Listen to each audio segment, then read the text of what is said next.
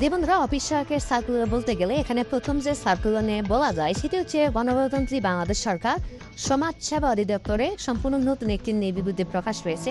আপনারা সকলে অবগত আছেন যে প্রায় 1500 জন লোক নিয়োগ করা হবে এই সমাজ সেবা অধিদপ্তরে।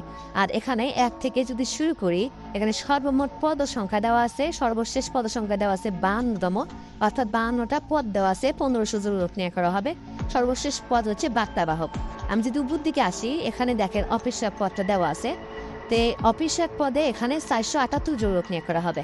সমাজ সেবা অধিদপ্তরে শুধুমাত্র অফিস সহায়ক পদে 478 জন লোক নিয়োগ করা হবে। তা ভাবা যায় সর্বোচ্চ লোক নিয়োগ করা হবে সমাজ সেবা অধিদপ্তরে 1500 জন। তার মধ্যে থেকে প্রায় 500 জনের মতো নেওয়া হবে অফিস সহায়ক। তো অফিস সহায়কে 20তম গেট, অফিস সহায়কে 20তম গেট 8,250 থেকে 20,010 টাকা বেতনটা পড়বে। অফিস সহায়কে 20তম গেটে 20,010 টাকা বেতনটা পড়বে। একদম স্থায়ী রাজস্ব পদের বিবৃতি প্রকাশ পেয়েছে। এখানে 478 জন লোক নিয়োগ করা হবে। তো এখানে দেখা যাচ্ছে যে কোনো স্বীকৃত বোর্ড হইতে ন্যূনতম দ্বিতীয় বিভাগে আপনারা এসএসসি পাশ করলে হবে। তবে দ্বিতীয় বিভাগ থাকা লাগে। প্রথম বিভাগ এবং দ্বিতীয় বিভাগরাই আবেদন করতে পারবেন।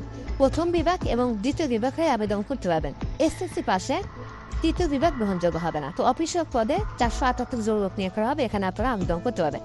সমাজ সেবা অধিদপ্তরে এখানে খুব গুরুত্বপূর্ণ সার্কুলার। এই সার্কুলার অবশ্যই আবেদন করতে হবে এবং আবেদনটা করতে হবে। সময়সীমা দেওয়া আছে 2 জুন থেকে আবেদনপত্র কিন্তু শুরু হয়ে গেছে এবং 23 জুন পর্যন্ত আবেদন করা যাবে। সেক্ষেত্রে আর 10-15 দিন সময় আছে। এক্ষেত্রে আপনারা যত তাড়াতাড়ি আবেদন করে দেবেন। দেখা যায় একটা ভালো সার্কুলার প্রকাশ করা হলে সেই সার্কুলারের শেষের দিকে কিন্তু আবেদন হয় না। যে একটা ভালো সার্কুলার শেষের দিকে কিন্তু আবেদন হয় না, সার্ভার ডাউন হয়ে যায়। সেক্ষেত্রে আপনাকে অবশ্যই আবেদনটা আগে করতে হবে, অর্থাৎ সময়সীমা থাকা অবস্থায় কিন্তু আপনাকে আবেদনটা করতে হবে। তো সমাজ সেবা অধিদপ্তরে এখানে অফিস সহায়ক পদে, তাছাড়া অন্য অন্য পদ সংখ্যা দেওয়া আছে, যেমন অফিস সহায়ক কম্পিউটার পদ। তো অন্য অন্য পদ সব 1500 লোক নিয়োগ হবে। অনেক পদ দেওয়া আছে। প্রত্যেকটা পদ সংখ্যা দেখে আপনারা কিন্তু আবেদন করতে পারেন। বন্ধুরা, বলছিলাম যে অফিস সহায়ক পদ কোন কোন সেক্টরে আছে সেই সমস্ত নিয়ে আলোচনা করার জন্য। তো আপনারা পরবর্তী সার্কুলারে আসেন। দেওয়া আছে গণপ্রজাতন্ত্রী বাংলাদেশ সরকার জনস্বাস্থ্য প্রকৌশল অধিদপ্তর। জনস্বাস্থ্য প্রকৌশল অধিদপ্তরে খুব সুন্দর একটি সার্কুলার প্রকাশ পেয়েছে। আর শুধুমাত্র একটা পদে দেওয়া আছে, সে পদের নাম হচ্ছে অফিস সহায়ক। তো অফিস সহায়ক পদে 280 জন লোক নিয়োগ করা হবে।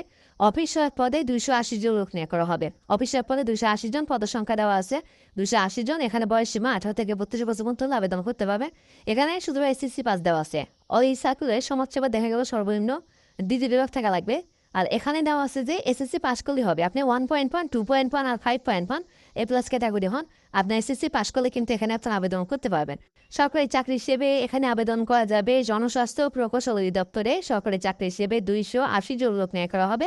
এখানে আপনারা অনলাইনের মাধ্যমে আবেদন করতে হবে। 10 জুন থেকে আবেদনপত্র শুরু হতে যাচ্ছে।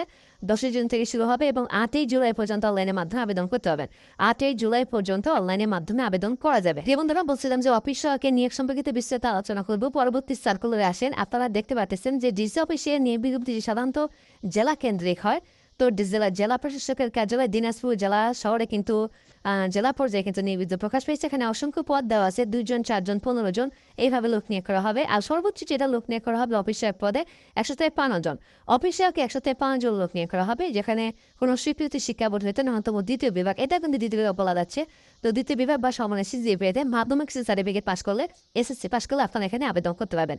অফিস সহায়ক পদে 153 জন লোক নিয়োগ করা হবে, এসএসসি পাশে আবেদন করতে পারবে। তো এখানে জেলা প্রশাসকের কার্যালয় দিনাজপুর জেলা স্থায়ী বাসিন্দাগণ এই পদটিতে আবেদন করতে পারবেন। 4 জুন থেকে আবেদনপত্র শুরু হয়ে গেছে এবং 3 জুলাই পর্যন্ত অনলাইনের মাধ্যমে আবেদনটা করতে পারবেন।